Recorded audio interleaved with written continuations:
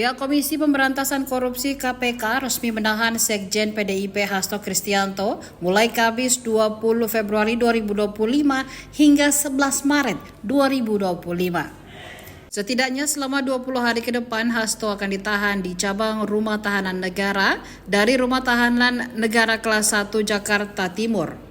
Diketahui Hasto sudah menjadi tersangka kasus suap proses pergantian antar waktu atau PAW, anggota DPR RI Harun Masiku, dan perintangan penyidikan sejak 24 Desember 2024 lalu. Hanya saja, KPK baru memutuskan untuk menahan Sekjen PDIP itu kemarin setelah melakukan pemeriksaan sejak Kamis pagi. Terkait hal itu, sebelumnya Megawati Soekarnoputri pernah berjanji akan langsung turun tangan jika Hasto ditangkap KPK. Bahkan Megawati rela mendatangi gedung KPK. Hal itu diungkapkan Megawati pada Kamis 12 Desember 2024 lalu dalam acara peluncuran buku Todung Mulia Lubis di Jakarta Pusat.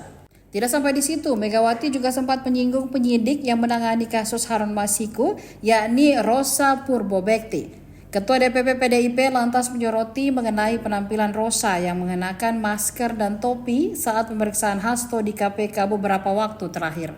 Lalu, akankah Megawati menepati janjinya tersebut untuk datang ke KPK?